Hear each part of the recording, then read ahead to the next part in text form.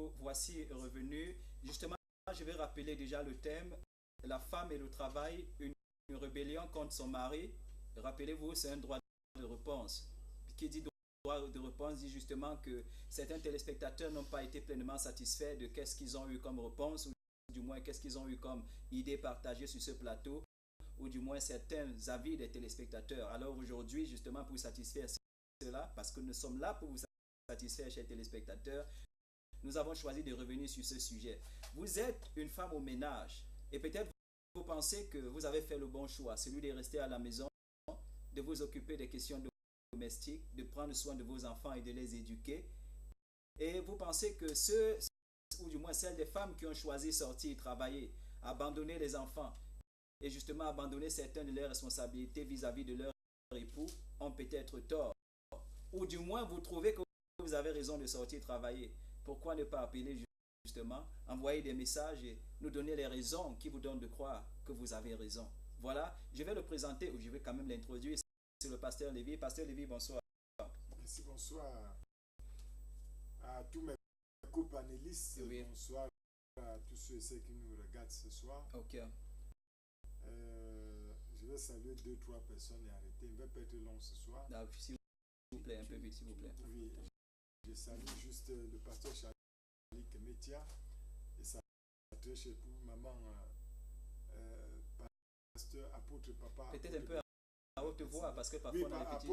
Apôtre Bernard Tassigné que je salue comme ça, pasteur Charlie Kemetia, sa très chère époux, maman Bernadette Tassigné, tous les hommes de Dieu qui sont dans la ville, apôtre Kwame, apôtre Coco, Kamchuan et Chumchua, et sans oublier bien entendu son excellence Laurent Barbeau de la Côte d'Ivoire que je salue et son équipe. Merci. Je croyais qu'on était à 3 personnes, mais là on est parti à... Oui, je ne peux pas oublier le président des présidents, son excellence Laurent Barbeau. Merci. J'espère que de là où il se retrouve, il vous écoute. Oui. Ok, c'est justement pour vous la première question destinée. Je veux savoir, qu'est-ce qu'on met dans l'éducation des enfants en ce qui concerne les parents? Qu'est-ce qu'on met en fait quand on parle d'éducation des enfants en ce qui concerne les parents? Qu'est-ce qu'on veut dire en fait? L'éducation, c'est simple. La parole de Dieu nous dit comment les enfants, les parents ont la responsabilité en tant que les premiers éducateurs des enfants de les conduire dans la parole de Dieu. C'est-à-dire que les premiers pas de l'enfant dépendent des enfants. Vous savez, la Bible nous dit que les parents doivent initier leurs enfants dans la parole de Dieu.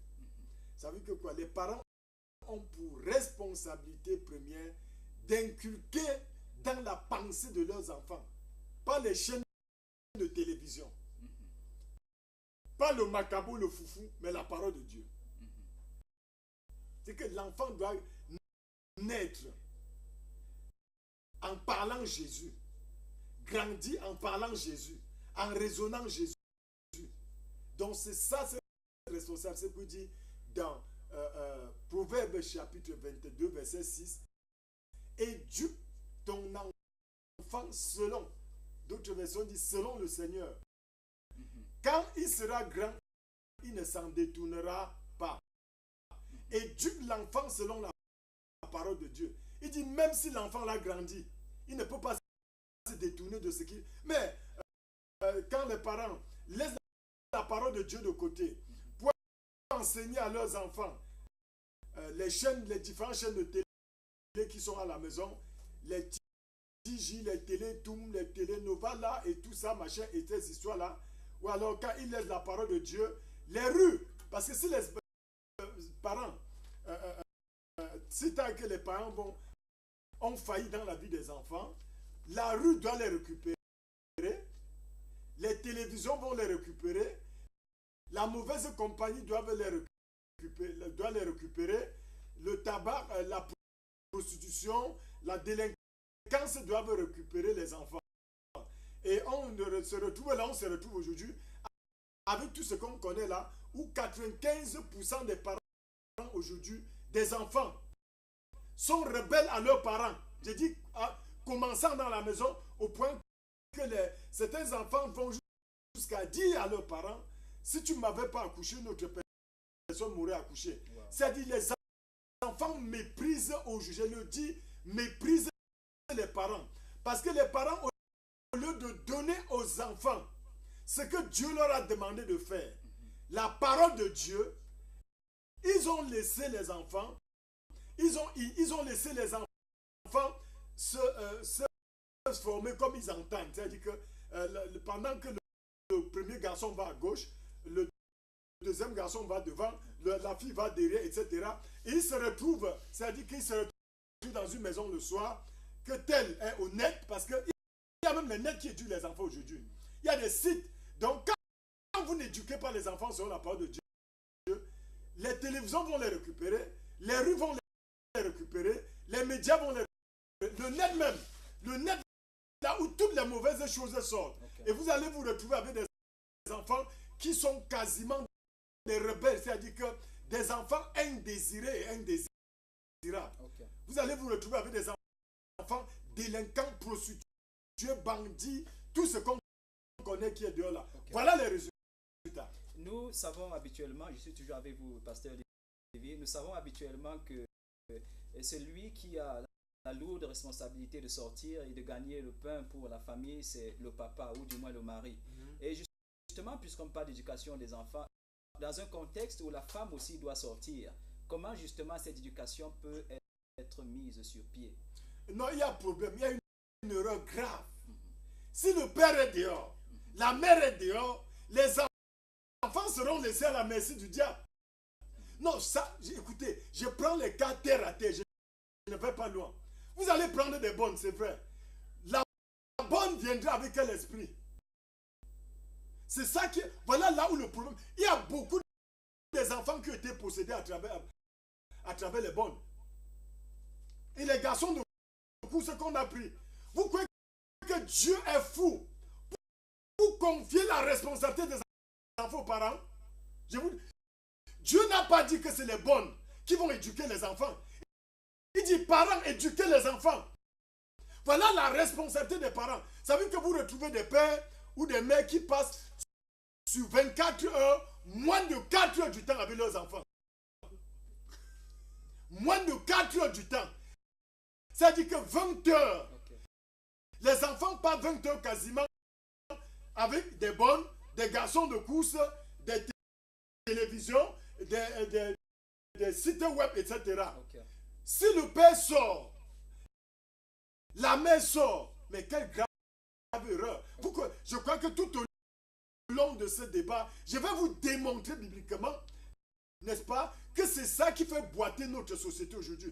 Okay. La société aujourd'hui n'a pas de sens à cause du fait que les parents, de par leur rébellion eux-mêmes à Dieu, n'est-ce pas, ont laissé les enfants à la merci du diable. Et les enfants, je vous ai toujours dit sur ce plateau, il y a un adage indien que j'aime beaucoup. Que le diable a couché le diable. Les enfants sont à l'image des parents. Si les parents se foutent de la gueule de Dieu, les enfants également vont se foutre de la gueule de Dieu. Parce que chaque espèce reproduit son espèce. Ok. Ça c'est votre premier mot justement. Pasteur Napoléon, je voudrais savoir, vous étiez né avant 1965? Ah, pas encore. Ok, vous n'étiez pas encore né. Je rappelle quand même aux téléspectateurs que c'est le 13 juillet 1965 que justement on autorise et de manière officielle à la femme mariée de pouvoir travailler. Ça veut dire qu'à partir de juillet... Donnez la date, homme de Dieu, moi oui, je prends. C'est le 13 juillet 1965 justement que, voilà, je crois que c'est les Nations Unies, je ne sais pas trop qui, a justement donné le droit à la femme de pouvoir travailler. Ça veut dire à partir de ce mois-là et à partir de ce jour, la femme pouvait poser sa signature sur un contrat de travail. Avant cela, ce ne pouvait pas être possible. Et justement, pasteur Napoléon, je m'en vais quand même vous interroger, à votre avis, à quoi est-ce que le foyer ressemblait avant 1965, où justement la femme n'avait pas le droit d'aller travailler au dehors? Même si dans les années 1965 que vous parlez, quand tu regardes, tu vois que c'est depuis 80 que le pays commence à être ce qu'on trouve aujourd'hui. Oui. Ça veut dire que le système de cette époque, les familles de cette époque, les enfants de cette époque, parce que les mamans ne travaillaient pas, elles avaient tout le temps avec les enfants. Tu vois que la mentalité des filles, les garçons de cette époque était très différente. Oui, oui. Ils étaient respectueux. Oui.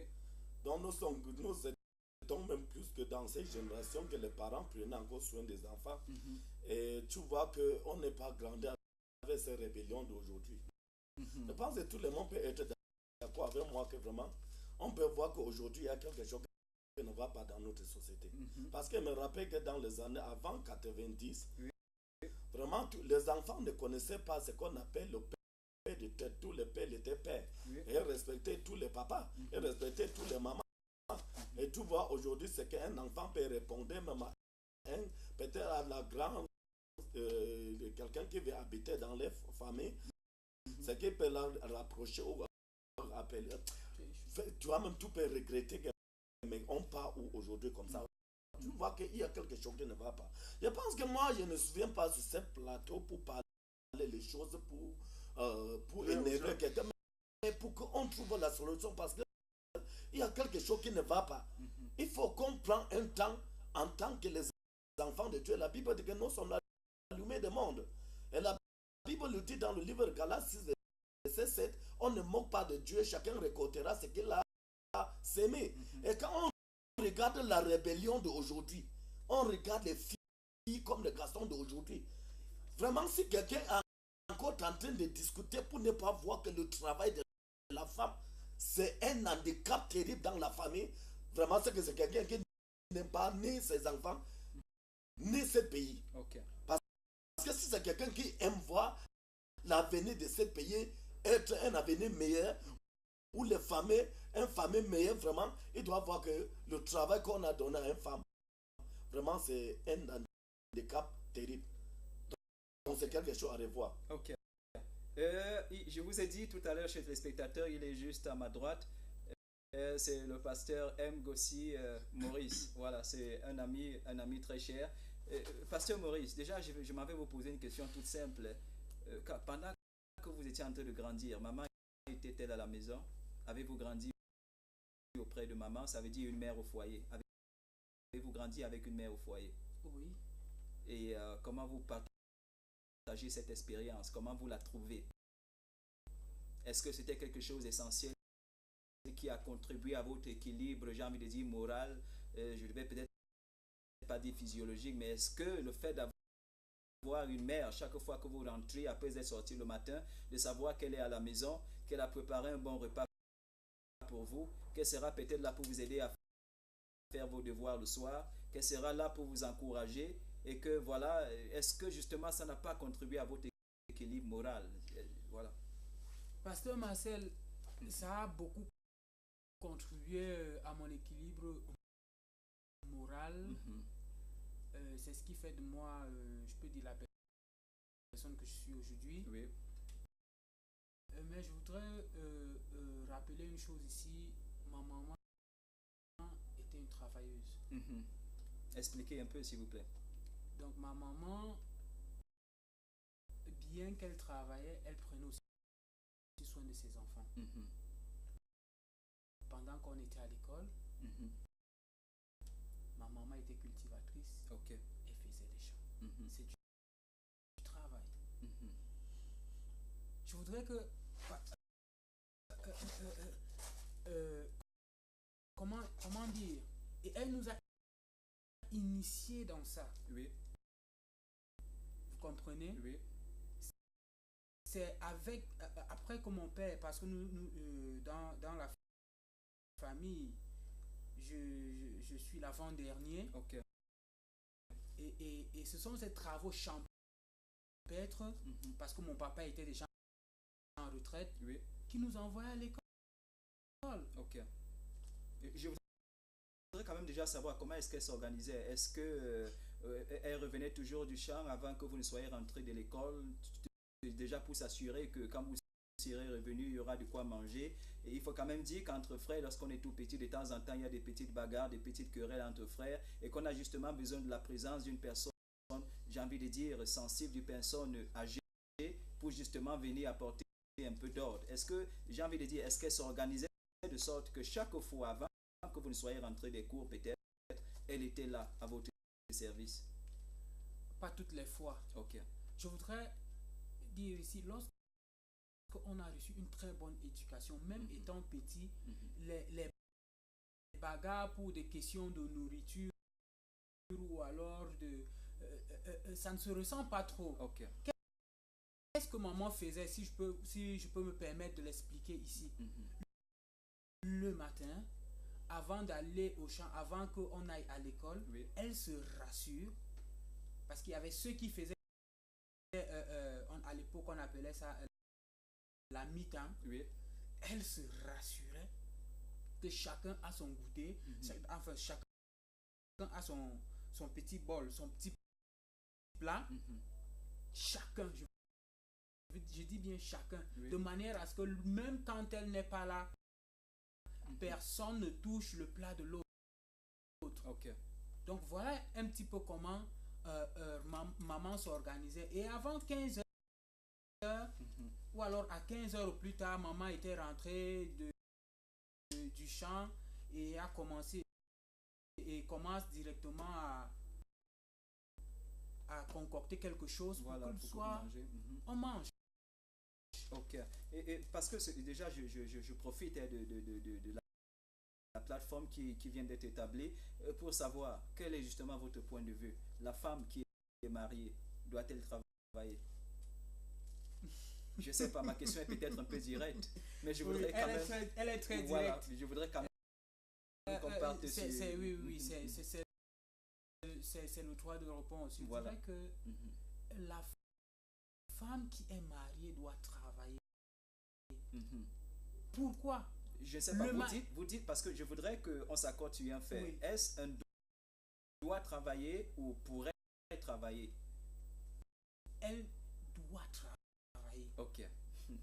Je dis bien elle doit travailler, pas pourrait. Ok. La femme qui est au foyer, la femme qui a épousé un homme doit travailler. Je m'explique. Allez-y, s'il vous plaît. Le mariage n'est pas un asile financier. Là où, lorsqu'on s'est marié,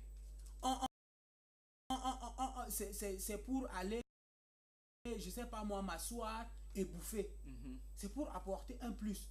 Tout à l'heure, vous avez dit que ce n'est que le 13 juillet 1965 que les Nations Unies ont permis aux femmes de signer les contrats de travail, justement. De travail. Je suis un peu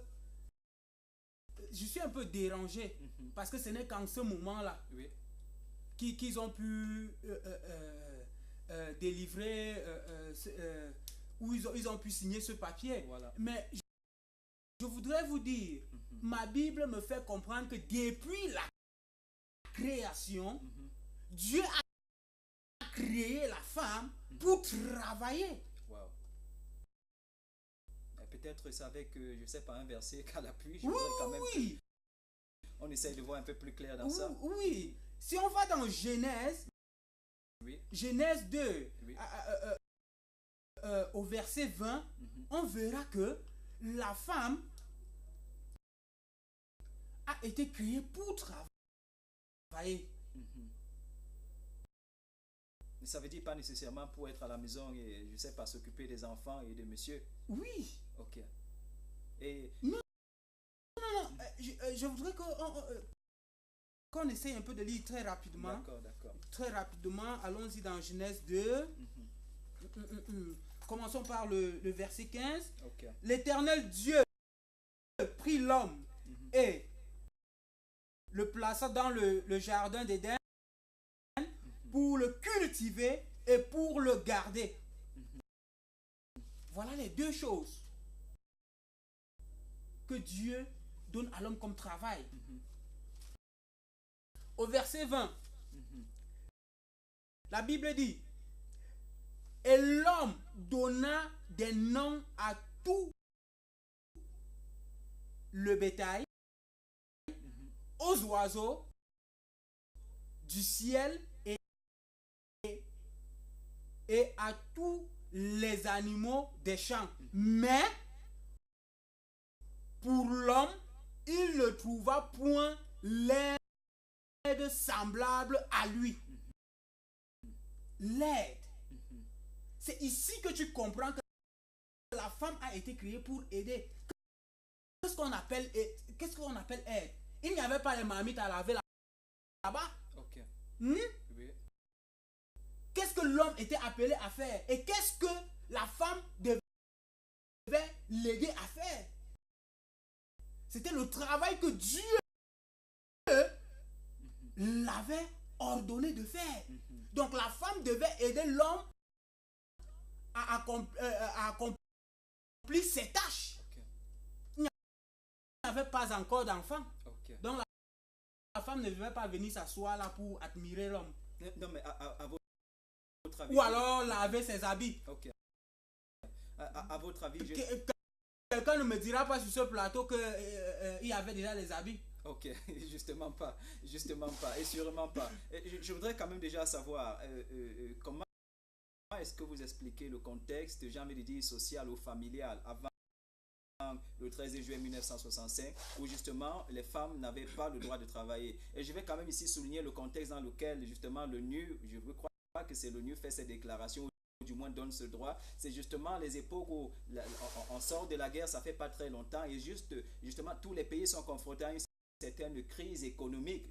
Voilà, ça veut dire qu'il n'y a pas d'argent. Ce ramadan financier qui a pratiquement traversé, j'ai envie de dire, tous les pays. Et justement, on se rend compte que désormais, le travail de monsieur ne peut pas suffire pour nourrir madame et les enfants. Alors, il faut que madame sorte pour se débrouiller elle aussi. Et justement, dans tous les pays, on va partir des États-Unis jusqu'en Europe. On va même peut-être arriver en Asie. Et on se rend compte, tout le monde le dit, tout le monde s'accorde pour le dire, que la pire des choses qui soient arrivées aux familles, qui soit arrivé au ménage, c'est justement que la femme soit en train de travailler.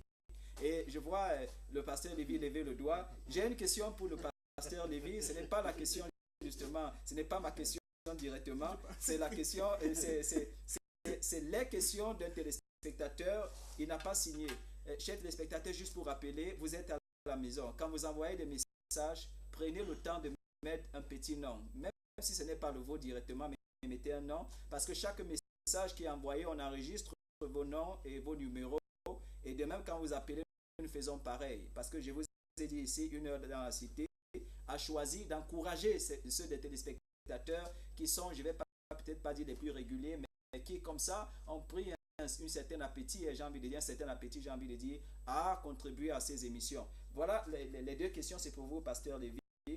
Bonsoir. Le pasteur Lévy est-il marié? Commencez déjà à répondre à la première question, s'il vous plaît. Allez-y, je vais répondre. Ok, il préfère que je pose les deux questions. A-t-il des enfants? Répondez-moi, s'il vous plaît. Ok, merci. Je vais répondre. Avant de répondre, il y a quelque chose que je vais dire. Allez-y. Il y a une mauvaise interprétation des Écritures. Non, je préfère que vous donnez votre interprétation. Hein, Non, parce c'est que... mal comprendre la Bible. Ok. Nous sommes ici pour que les gens soient éclairés. Ok. Vous savez ce que veut dire une aide? Allez-y, s'il vous Mon plaît. confrère a pris Genèse. C'est pas le contexte. La femme n'a rien fait dans Genèse, même donner un seul nom à un animal. Quand on dit un assistant, c'est quoi une assistante? C'est-à-dire que l'homme ne peut pas être à la fois à la maison et la maison, au travail à la maison. C'est là où la femme intervient en tant qu'aide. Mais il faut comprendre ça. Vraiment. Mais, écoutez. Mais pasteur Lévy, il n'y avait pas de maison dans le jardin. Suivez-moi très bien. Dieu l'a préparé parce qu'il devait avoir des enfants. C'est pour voir ton aide. Il faut voir en termes de futur. Écoutez très bien, s'il vous plaît. Il y a un problème d'interprétation des Écritures. Le rôle de la femme, c'est parce que l'homme ne peut pas être à la fois au travail et à la fois à la maison en train de prendre soin de la maison et des enfants. C'est-à-dire en train de préparer. Ça veut dire, écoutez-moi bien. Non, mais pasteur Lévy, dites-moi un peu, le temps que le temps que, en attendant qu'elle soit enceinte et qu'elle enfante, elle allait faire quoi? Elle allait dormir. Écoutez-moi. Elle allait être donc inutile. Dieu ne crée pas les choses pour Laissez-moi, je l'inutilité. dis ceci, je suis d'abord dans le contexte. Autrement dit, je vais vous démontrer que c'est contradictoire à la parole de Dieu. Allez-y, s'il vous Je plaît. dis ceci, homme de Dieu. L'assistant veut dire que il peut vous déléguer certaines tâches parce que vous êtes son assistant. C'est comme dans un pays, on parle du président et du vice-président. Aux États-Unis, prenons le cas. On ne vote pas le vice-président, on vote le président. Au Nigeria, on ne vote pas le vice-président, pourtant le poste est là. On vote le président qui délègue certains pouvoirs à son assistant pour faire ce qu'il ne peut pas faire en même temps. Ça veut dire que quoi? Donald Trump peut être fatigué. Il demande à son assistant, n'est-ce pas, Pence, que pardon, va là-bas, je suis un peu fatigué, va me représenter. Voilà le rôle. Mais pasteur Lévy, vous êtes en train de vous contredire. Laissez-moi répondre.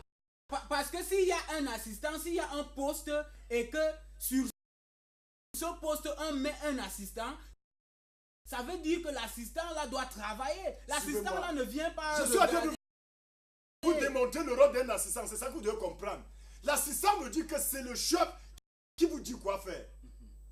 J'ai pris un cas, je prends le cas, je ne veux pas entrer dans la Bible, j'ai dit, je prends le cas, prenons le Nigeria, qui est notre pays voisin, parce qu'aux États-Unis, ça vous dépasse de comprendre. Le Nigeria, il y a le vice-président. On ne vote jamais un vice-président dans un pays. Mais on vote le président qui nomme le vice, constitutionnellement parlant. Aux États-Unis, on vote Trump. C'est Trump qui dit Pence est Mike Pence est mon assistant. Vous comprenez? Ça veut dire que un assistant veut dire qu'il va vous aider dans des tâches moindres. C'est-à-dire dans des tâches que vous ne pouvez pas le faire à la fois. Regardons. Permettez, on a déjà un appel. Allô, bonsoir. Alors, bonsoir. Oui, vous êtes la bienvenue. Votre nom, s'il vous plaît. Je suis Ngamini. Ok, oui, monsieur Ngamini, bonsoir. On vous écoute. Vous êtes la bienvenue. D'accord. Je crois que le Cameroun est un pays, n'est-ce pas, qui respecte les lois et on vit dans un état de droit, n'est-ce pas? Oui. Maintenant, je crois que vous, sur le plateau, en tant que pasteur, vous ne pouvez célébrer aucun mariage si vous n'avez pas de l'âge de mariage, parce que la loi au Cameroun vous impose de célébrer un mariage ayant vu un acte d'état civil, je crois bien. Effectivement. Voilà. Donc, si vous êtes soucieux du respect de la loi, je vais vous dire ce que dit la Constitution. Et nous savons que la Constitution du Cameroun est au-dessus de toutes les lois. On est d'accord là-dessus. On est d'accord, bien sûr. Le préambule de la Constitution de 1996, du 18 janvier, dit l'être humain, sans distinction de race, de religion, de sexe, de croyance, possède des droits inaliénables et sacrés. C'est le préambule de la Constitution du 18 janvier 1996. Oui. Tous les hommes sont égaux en droit et en obligation. Préambule de celle de 92. Et nous rappelons que le préambule de la Constitution fait partie intégrante de la Constitution, article 65 de la Constitution du 18 janvier 1996. Alors, quels sont ces droits fondamentaux que la Constitution camerounaise garantit aux femmes nées en territoire camerounais disant de la nationalité camerounaise? Il s'agit du droit à la vie, du droit à l'éducation, du droit au travail et du droit à la propriété. Alors, si vous êtes soucieux du respect des lois en vigueur dans le pays auquel vous vivez, les femmes ont droit au travail. C'était le juriste qui parlait. Merci. Ok, merci, monsieur Ngamini. Pardon, Merci. je crois qu'il y a une mauvaise... Non, mais déjà avant Homme de Dieu. Permettez, déjà avant qu'on ne continue, il y a deux questions que vous n'avez même pas... Pardon, il y a ce qui m'intéresse ici, ce n'est pas ma situation. Ok. Ce qui m'intéresse, c'est la parole. Je me dis que la personne a une question à S'il vous poser plaît, au s'il regard vous des plaît. réponses que J'y vous avez arrive. données. Je dis ceci. Je ne veux pas que les gens déplacent les débats. Allez-y, Parce qu'on sait trop déplacer le débat au Cameroun. allez-y. Je n'ai pas dit, écoutez-moi bien, personne n'a dit, entre pasteur Napoléon et moi, que la femme ne doit pas travailler. Mais nous disons que le pasteur Napoléon. Attends, Laissez-moi finir. Allez-y. Personne n'a dit que la femme ne doit pas travailler. La chute de l'homme exactement a entraîné tout ça. Bon, je vais regarder. Je parle de l'assistant pour répondre à notre téléspectateur. La loi reconnaît les homosexuels. Est-ce que ça vient de Dieu? Même en France, on a légalisé. En Allemagne, le 1er octobre, on a célébré le premier mariage des homosexuels à Berlin. C'est reconnu dans la Constitution. Est-ce que Dieu est d'accord avec ça? Donc ne vous appuyez pas sur la loi des hommes, parce que la loi des hommes est fausse. Donc je parlais ça du revers de la main. Je ne parle pas de ça. Je rentre dans la parole de Dieu. Pour dire ceci, un assistant veut dire que vous déléguez à quelqu'un une responsabilité d'accomplir une tâche que vous ne pouvez pas à la fois accomplir. Par exemple, un homme, quand Dieu parlait d'assistant à Adam dans la Bible, dans le contexte biblique, c'est parce que Ève, après avoir... Adam était chargé de cultiver le champ, de travailler. Voilà la mission que Dieu lui a confiée. Pas à Ève. Lisez bien. Mais on dit qu'Adam n'avait pas trouvé d'assistant. C'est-à-dire qu'il sait qu'après les enfants, pendant que je serai au champ pour travailler, je vais rentrer étant fatigué. Je ne peux pas rentrer étant fatigué, préparer en même temps et nourrir mes enfants. Il faut donc quelqu'un, une personne qui lui ait une aide de sa côte pour dire que pardon ma chérie, pendant que je serai en train de travailler à cause des fatigues, reste surveiller les enfants et tu prépares. Quand l'homme rentre le soir, tu sais à table à manger à ton mari, il mange. Voilà cette aide dont il est question. Voilà le contexte biblique dans lequel Dieu dit. Autrement dit, regardons, je vais encore vous dire quelque chose. Aucune loi, je voudrais répondre à nos téléspectateurs de Dieu. Aucune loi ne doit être au-dessus de la parole de Dieu. Autrement dit, c'est l'antichrist. Donc, pour voter une loi, les gens doivent se rassurer que la loi ne va pas contre la parole de Dieu. Je vais encore vous étonner loin. Vous convenez avec moi. Vous convenez avec moi. Très important. Lorsqu'on faisait le dénombrement en Israël, on ne comptait pas les femmes. Vous êtes d'accord? Nous sommes d'accord. Non, attendez, je dis bibliquement. Lorsqu'on faisait, je reviens dans la Bible, restons dans le contexte biblique. Oui. Dieu n'avait jamais permis qu'on compte les femmes pendant qu'on comptait les hommes. Parce que la femme devait jouer le second rôle. C'est-à-dire, cet assistant-là, la femme n'était pas comptée dans le plan de Dieu. Même les sacrificateurs, il n'y avait pas de femme parmi. Parce qu'elle devait rester à la maison, travailler pour que le mari travaille. Après avoir fait le travail de Dieu, il rentre travailler. Quand vous prenez la Bible, tous ceux qui avaient des grandes responsabilités en Israël, il n'y avait pas de femmes parmi. Ça veut dire que quand on faisait le dénombrement en Israël, on ne comptait pas les femmes et les enfants. Mais pasteur Lévy, oui, allez-y. Oui, je voudrais rebondir sur quelques choses. Déjà, premièrement, sur le mot aide, que mon collègue pasteur est en train de très mal définir. Si on va dans le dictionnaire Larousse, aide signifie seconder. Aide signifie appuyer de son action. Aide signifie secourir. Vous tombez dans votre... Secourir. Tu tombes dans ton propre... Secourir l'homme. Mais tu expliques ce au que je suis en train... travail. Non, attends, non, pas dans ce travail. Vraiment, c'est une mauvaise... Pardon, Je reviens maintenant. Lorsque la deuxième des choses, lorsque pasteur Lévy dit pourquoi on ne décomptait pas les femmes en Israël pendant qu'on comptait les gens? Non, mais pasteur Lévy, je si suis tu en vas train de entrer dans le jeu répondre. de mots, dis-moi pourquoi pendant qu'on comptait les gens, Oui. Dieu disait de ne pas compter les femmes. Non, ce n'est pas... Non, je demande si les femmes... Ce n'est pas une affaire de... Tout à l'heure, je vais vous démontrer... Non, je vais vous démontrer votre doctrine tout à l'heure, que ça c'est la doctrine de l'ONU. Et que la doctrine de l'ONU est l'antichrist. C'est-à-dire que la femme égale à l'homme. Je vais vous démontrer. Ce n'est Même, pas, attendez, je ce vais y n'est pas arriver. une affaire. Je vous vois venir. Je vous vois venir. Je peux vous démontrer aussi dans la Bible qu'il y a des femmes qui ont occupé des hautes fonctions. Elles étaient mariées. Et elles étaient mariées. Je suis d'accord. Je vais vous démontrer que c'est à cause de la chute de l'homme.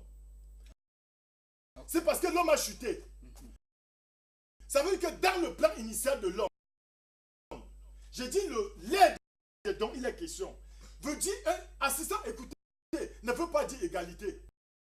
Parce qu'aujourd'hui, je vais vous dire à quoi rythme ce que vous êtes en train de dire. On n'a jamais dit qu'assistant veut être signifie égalité. Mais quand vous Mais ce qu'on est en train de dire, c'est que assistant, c'est travailler. Quand vous vous obstinez à dire Vous que c'est un appui, qu'est-ce que ça- vous définissez? j'ai Parce posé qu'il y la a- question. Qu'est-ce que vous définissez? Attendez, Le travail, je là, suis pas là. ça se Dites définit aux comment? téléspectateurs pour qu'on ne compte pas les femmes en Israël comme des nombreux. Ok. Non. À partir de là, nous allons décrire cette... Dites pourquoi quand Dieu demandait de faire le dénombrement, on ne comptait pas les femmes. Pasteur Olivier, Je vais- Pasteur Olivier, je vais voilà. expliquer quelque chose. Allez-y, Pasteur Napoléon. Je pense qu'il y a des fois, quand on lit la Bible, parfois la Bible, donc tu comprends, on dit souvent que la Bible dit que la nature ne vous enseigne-t-il pas. Il y a des fois, pendant tous ces débats, nous on devait rêvons en nous, en tant que les hommes, en tant que les Camerounais, pour voir le Cameroun d'où nous vivons. Est-ce que c'est que la Bible nous enseigne que la femme n'est pas appelée à travailler si ce n'est pas vrai? Nous voyons tous les enfants des chrétiens comme des païens aujourd'hui sont les rebelles. Regardez par exemple tout ce qui se passe dans les zones anglophones là. Pourquoi sont les enfants, ils font quoi dans la rue? Les parents sont où? C'est parce que les parents n'ont pas plus fait le travail que les enfants se trouvent là, on les voit aujourd'hui. Regardons autour de nous. Nous voyons que les enfants chrétiens nés de nouveau sont le plus nombreux rebelles ici dehors. Parce que les femmes ont abandonné leurs responsabilités. Ils sont tombés parce que quand tu regardes même aujourd'hui, le travail que les femmes font aujourd'hui, ce n'est même pas pour soutenir l'homme. Hein. Tout ça, c'est pour dire à l'homme que moi aussi. Pasteur Marcel, je ne suis pas d'accord. Donc, non, attends, je viens. Je serai à vous dans Attends, je viens. Je veux qu'on rentre dans la parole de Dieu, comme il parlait de la parole. Allez-y, Quand on regarde la Bible dans le livre de Genèse 3, là où la désobéissance vient, tu vas voir ici dans le livre de Genèse 3, tu vois que le serpent ou le diable est venu trouver la femme et la femme était seule. Ça veut dire on dit que l'homme était au travail. Comme lui dit que si l'homme avait besoin de la femme pour qu'ils travaillent ensemble, ça veut dire que au moment où le diable est venu, la femme devait être avec l'homme en train de travailler. Mais la Bible nous fait comprendre ici que la femme était avec le diable, l'homme n'était pas là. C'est pour ça que c'est quand l'homme est rentré que la femme lui a aussi trompé. Avec ce que le diable lui a trompé aussi, ça veut dire qu'à ce moment, l'homme n'était pas là. Ok. Donc nous voyons vraiment que c'est ici clair. Que la femme, même quand Dieu a donné l'aide à l'homme, il n'était pas en train d'accompagner le temps que Dieu avait donné à l'homme avec l'homme. Ok. Donc l'homme était seul en train de faire le travail que Dieu lui a donné. Ok. Et la femme était à la maison. Ok. On ne sait pas même si la maison n'était où la femme n'était pas avec l'homme. D'accord. Voilà, la Bible est claire. D'accord. D'accord. Et c'est pour ça que le diable est venu trouver la femme et seule. Et c'est pour ça qu'il a gagné sa bataille parce que l'homme n'était pas là. Ok. Ok. Et quand nous regardons aujourd'hui dans notre société, regarde s'il n'y a pas un décalage. Les enfants sont les rebelles, même les enfants chrétiens. Pourquoi? Parce que la femme a vu sa responsabilité. Dieu savait que l'homme devait avoir les enfants. L'homme devait avoir besoin de laver les habits tout seul. Aider l'homme. C'est pour ça que Dieu a créé la femme pour mettre à côté de l'homme. Il faut que la femme reste prendre la responsabilité d'éduquer les enfants dans la parole de Dieu, prier pour la famille, prendre soin parce qu'aujourd'hui, les enfants partent à l'école, parfois on les chasse, Il faut quelqu'un qui peut aller expliquer à l'école. Ok. Mais maintenant, la femme est au travail. L'homme est au travail. Maintenant, l'enfant rentre, il joint un autre groupe. Ok. De soir là derrière, écouter un autre évangile. Merci. On voit les conséquences de ce qu'on voit aujourd'hui. Merci, pasteur Ngossi. Quelque chose très rapidement parce que j'ai une question pour vous. Ok, d'accord, merci. Je voudrais dire que je suis pas d'accord du fait que le pasteur Napoléon dise que la femme a été créée juste pour, comment dire ça, juste pour éduquer les enfants à la maison. Je prends cette portion d'écriture que le pasteur Lévy a donné à l'entrée de l'émission. Il a dit: parents, éduquez vos enfants. De qui est-ce qu'il s'agit? Parce que j'ai comme l'impression que pasteur Napoléon veut nous faire croire que il en revient à la femme et à la femme seule d'éduquer les enfants à la maison. Et ça, je dis non. Parce que il est non, tu dis non. Bon, il faut qu'il y ait... Il est Bon, depuis le matin, attends. Depuis le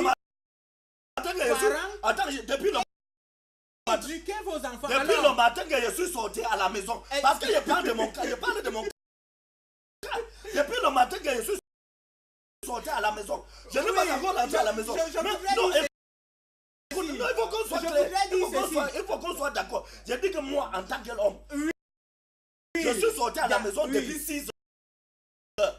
Maintenant, je ne suis pas encore à la maison. Je vais arriver à la maison peut-être à 22 heures. Oui.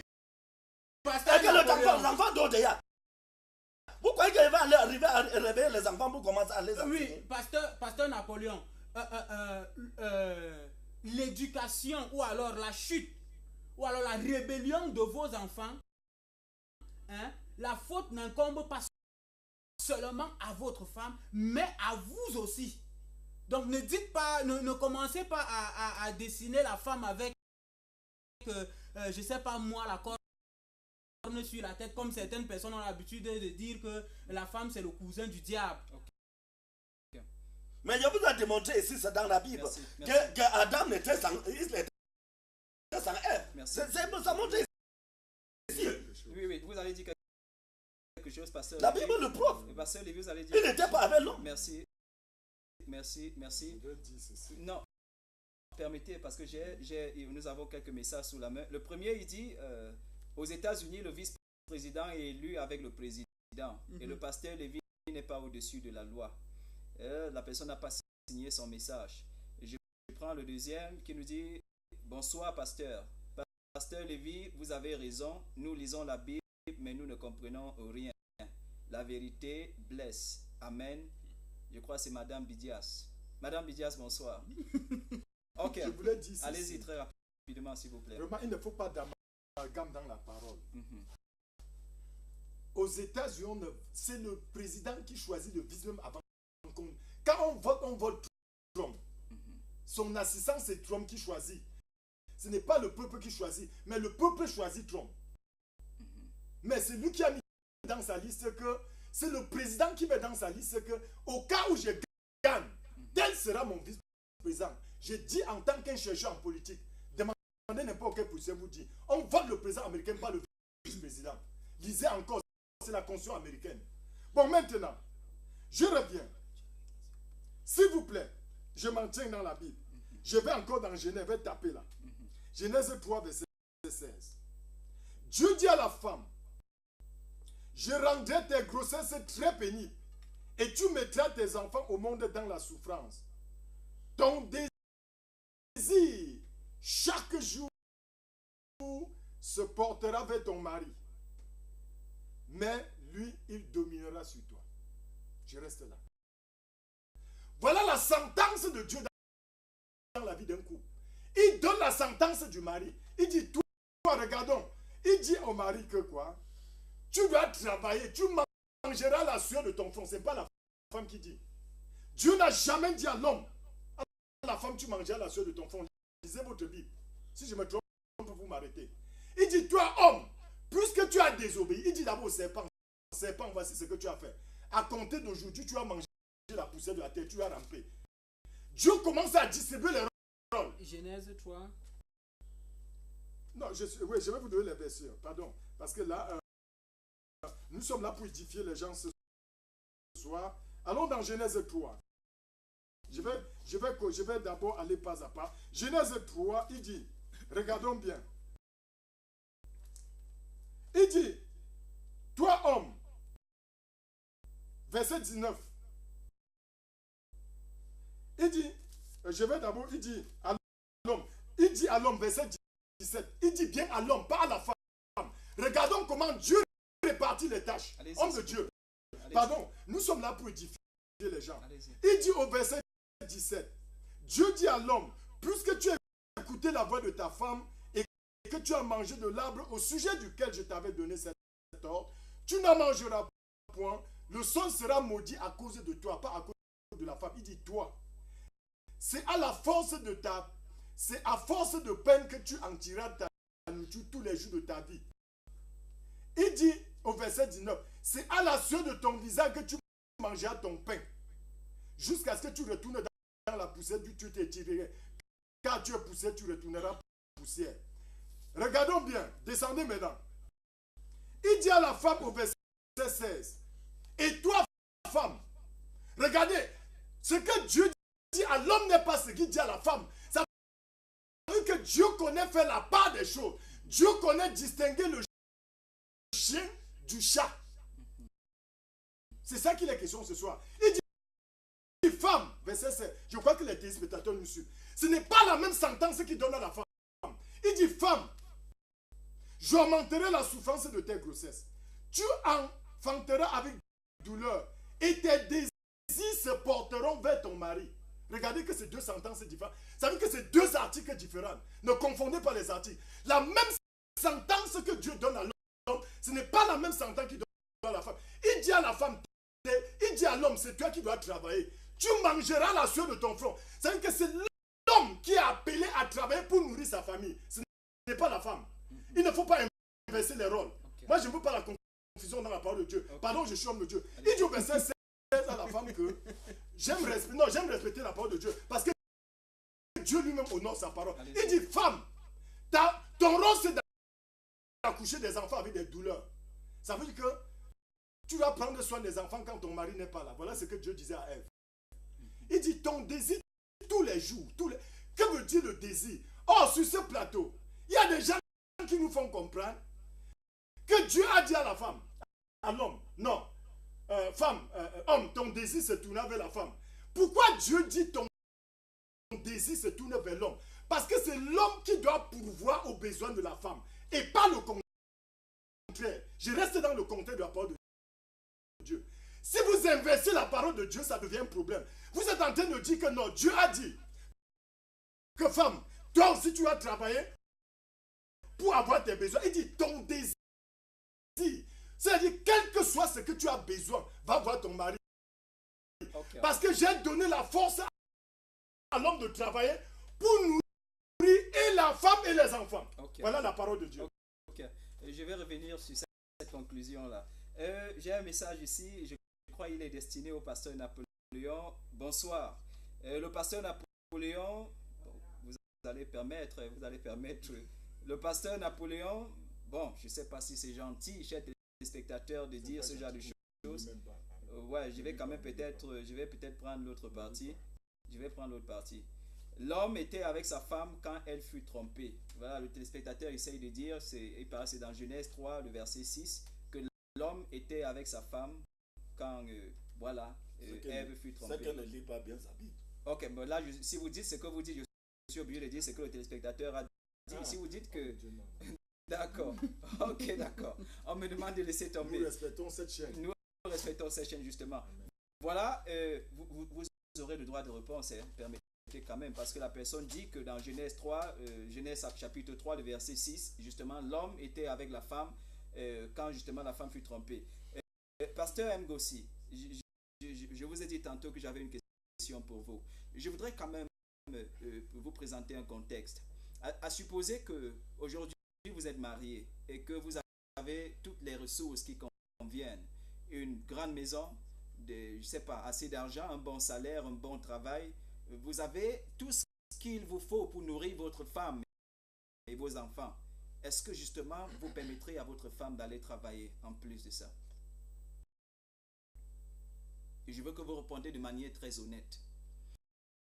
Parce que on a dit tout à l'heure que la femme doit aider l'homme. Et beaucoup aujourd'hui s'accordent, et certains des téléspectateurs même s'accordent, ou du moins s'accorderaient pour dire qu'une manière pour la femme d'aider l'homme, c'est justement dans le fait de subvenir aux besoins du foyer ou du ménage.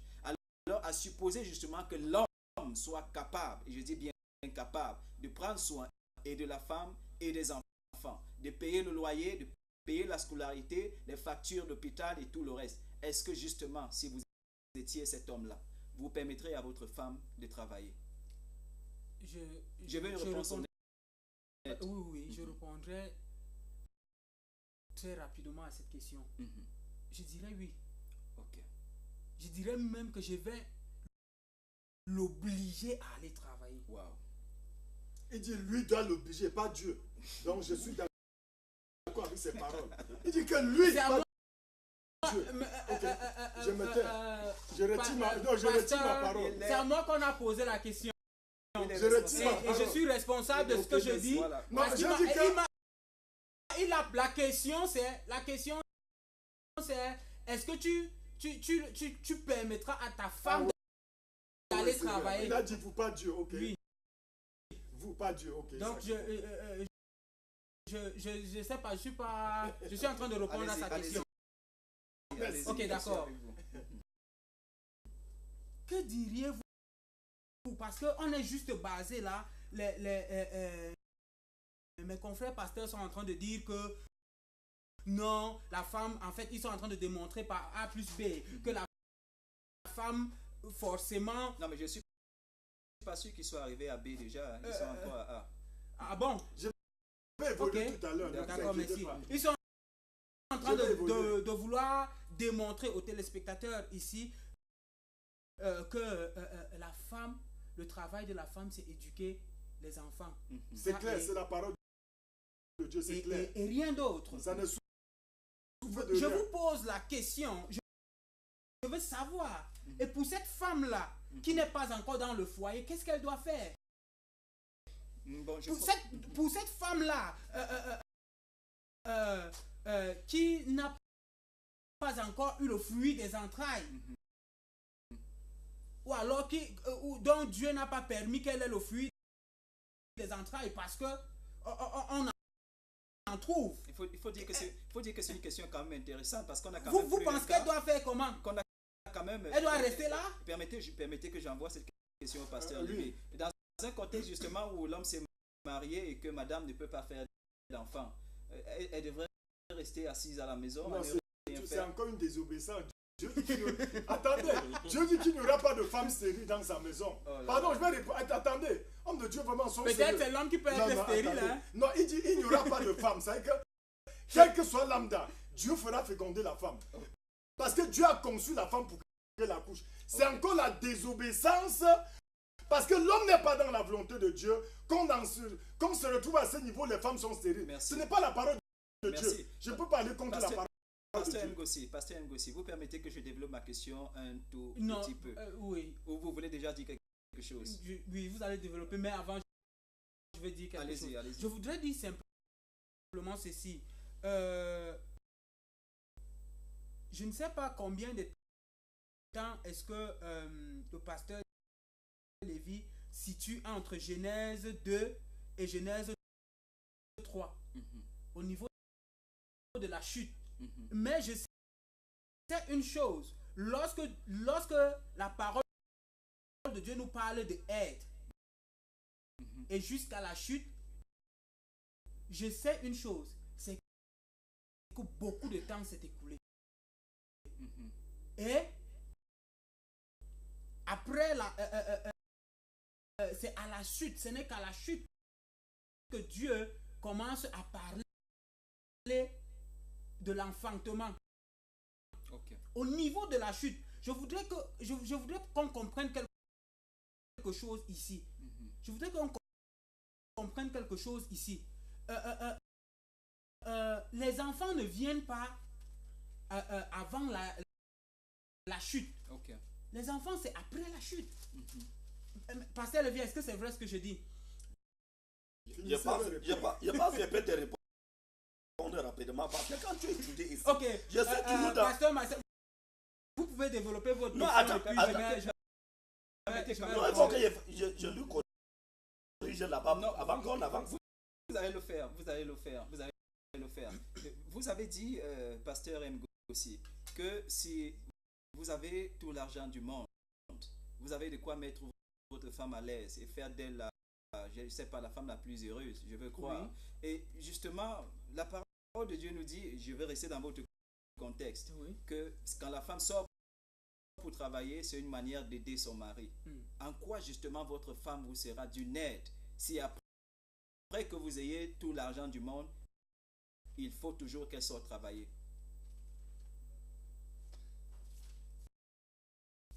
Si elle ne sort pas travailler, je vais vous dire une chose. Allez-y. Elle ne saura même pas gérer les biens. Aussi longtemps, la nature a horreur du vide. Permettez, il y a un appelant qui presse au bout. Allô, bonsoir. Bonsoir, Oui, bonsoir, monsieur. Votre nom, s'il vous plaît. je m'appelle Raymond. Ok, monsieur Raymond. Vous êtes la bienvenue, on vous écoute. Vous êtes en direct. Alors, ma contribution par rapport à l'émission, Oui, et surtout sur le thème, oui, je vois là la femme et le travail est une rébellion contre son mari. oui. Je dirais oui. Franchement, mettons l'ordre dans ce qu'on appelle le foyer. Le rôle d'abord, définissons d'abord le rôle de la femme. La femme est l'aide de l'homme selon la Bible. Donc la femme aide plutôt l'homme dans ses tâches. S'il faut revenir à évaluer un peu ce que la femme fait déjà à la maison, c'est un grand travail. Il est inadmissible que l'homme, que la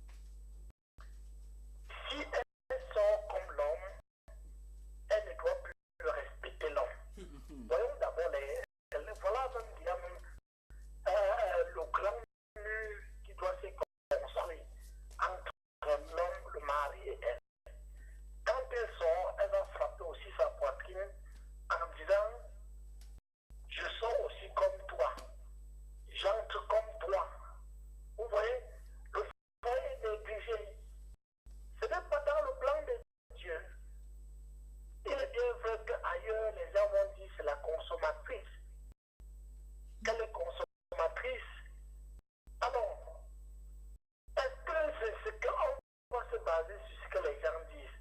Qu'est-ce que Dieu dit? Voilà. Femme, franchement, je crois que ton rôle est dans ton foyer et les travaux que tu... Maintenant, au niveau de l'homme doit bien C'est reconnaître écrit où dans la Bible? que l'homme, que la femme est aussi une travailleuse, qu'elle mérite aussi un salaire. Donc ça dit, son salaire, il peut même aller sur son salaire, sortir, mais elle, vous me suivez? On vous suit très parfaitement. Frère. Alors, aller même sur son salaire, sortir pour moi, même le pouvoir, donc ça dit, un tiers de son salaire pour le verser à la femme de temps en temps, pour ses petits besoins au quotidien. Donc voilà pourquoi je dis, l'homme doit rester, la femme doit rester à la maison, et l'homme va aller chercher, comme le pasteur Lévi vient de dire, Dieu a déposé toute la force dans les muscles de l'homme pour travailler et nourrir cette dernière à la maison. Quand on dit par exemple que la femme est du sexe faible, hein, Oui. vous voyez qu'il y a, donc, la cause a été déposée chez l'homme et l'homme doit assumer. Mais pas assumer, c'est bien aussi rejeter le torchon ou bien rejeter carrément la responsabilité que Dieu lui a donnée. Alors, abandonner tout cela, je crois que c'est la rébellion. Merci beaucoup. Je crois que c'était là ma part de contribution pour le thème de ce soir. Bonsoir. Bonsoir, Monsieur Raymond. Merci. C'était plus qu'une contribution. Je vais parler d'un bel enseignement. Je veux croire. Alors, Pasteur Lévi. Oui, je voulais dire, Voilà. tout à l'heure, mon confrère a dit, est-ce que Dieu ment, homme de Dieu? Je ne sais pas. Dieu ne ment pas. La femme est destinée au travail domestique. Je vais vous démontrer bibliquement. Si ce n'est pas ça, vous coupez ma tête. Vous me chassez dans cette chaîne. Allez-y. Tite chapitre 2, verset 4 à 5. Je vais lire. Nous sommes dans titre C'est répété. Tite chapitre 2, verset 4 à 5. C'est Dieu qui parle. Ok. C'est l'Esprit de Dieu qui parle. Le rôle de la femme. Ok, allez-y. Vous savez, je vous ai dit que je ne joue pas avec la parole de Dieu. Allez. Il dit dans Tite 2, verset 4 à 5, verset 3, à partir du verset 3, dit que les femmes, il dit ceci, dit que les femmes âgées doivent aussi avoir l'extérieur qui convient à la sainteté. N'être ni médisante, ni à donner au vin, qu'elles doivent donner de bonnes instructions à qui? À leurs enfants. Donner de bonnes instructions à leurs enfants. C'est dit la parole de Dieu. Verset 4. Dans le but d'apprendre aux jeunes femmes, 1. À aimer leur mari et leurs enfants. 5. À être retenues chastes, occupées aux soins domestiques. Ce n'est pas moi. Dieu dit les femmes, occupez-vous. Attendez, je relis. Il paraît que j'ai comme l'impression que nous n'avions pas les mêmes Bibles. Il dit, pardon, je veux que les téléspectateurs lisent ça. Verset 5. Que les femmes doivent être comment? Chastes. 1. Occupées aux soins domestiques. Que veut dire le soin domestique? Ce n'est pas d'aller dans les bureaux, mettre les courtes jupes et les pantalons pour séduire les hommes. Ça, c'est le monde. Ça, c'est l'immoralité. Il dit occupé aux soins domestiques, ce n'est pas moi. Parce que moi, j'ai dit, je devais évoluer. C'est vous qui m'avez poussé, je devais arriver là vers la fin. Mais vous avez voulu que j'anticipe. Il dit, les femmes doivent aimer leur mari, leurs enfants. Être chaste. Pas occupée dans les fonctions ministérielles. Pas occupée comme directrice d'une entreprise. Aux soins domestiques. Parce que c'est à l'homme que Dieu a donné la charge de travailler pour nourrir et la femme et les enfants. Ça, c'est la responsabilité de l'homme et non la femme. Donc, à cause de la chute de l'homme, comme l'ONU est là pour encourager les femmes à être rebelles, l'ONU est là pour encourager les femmes à être rebelles, Le 13 juin 1965, par un décret de l'ONU qu'on connaît avec tous les dérapages, a ordonné aux femmes de travailler. Et cela est devenu universel. Il y a de cela 72 ans. La femme a dit à l'homme que tu peux... Vous savez, hein, regardez comment le diable a trompé Adam et Ève. Par les mêmes stratégies. Il dit, si vous mangez ça, vous serez comme Dieu. Ce n'est pas ce que Dieu leur a dit. Chaque fois que vous prenez la parole de Dieu à l'envers, les conséquences vont suivre. Dieu dit, femme, occupe-toi des travaux domestiques. Mais l'ONU et certains de mes collègues pasteurs disaient que non. Nous avions décidé, c'est un décret de l'ONU, et nous approuvons ce que l'ONU a dit. Nous mettons la parole de Dieu de côté pour accepter le décret de l'ONU. Dit que non, femme, mets aussi le pantalon. Tu pars dans des bureaux, tu deviens chef d'entreprise. Ok, merci, Pasteur Lévy. Pasteur Napoléon, vous Oui, semblez avoir quelque je chose veux à que dire. nous devons être sincères ici parce que le monde entier est en train de nous suivre. Et permettez, hein, ça c'est un appel là. Allô, bonsoir. Je reviens encore là. Oui, allez-y, s'il vous plaît. Oui, c'est Raymond. Oui, Alors, je veux m'adresser encore une fois de plus. Surtout, je réponds un peu à ce que Pasteur Lévy vient de dire. allez-y. Si tu es une femme qui travaille déjà, conserve déjà ton travail parce que je sais, avec le temps, Dieu, c'est avec le peu que tu apportes à la maison que ça remonte le foyer. Mhm. On ne demande pas aux femmes qui travaillent déjà de démissionner. des branches, mais de maintenir. Alors, pour apporter encore plus à la maison et demander toujours la couverture divine Mhm. pour elle et surtout même pour son mari, parce que quand une femme sort déjà, c'est bien l'orgueil et elle est insoumise. Elle est bien insoumise. Donc, ce que je veux rappeler, la femme qui a son petit métier, fait un petit métier et plutôt.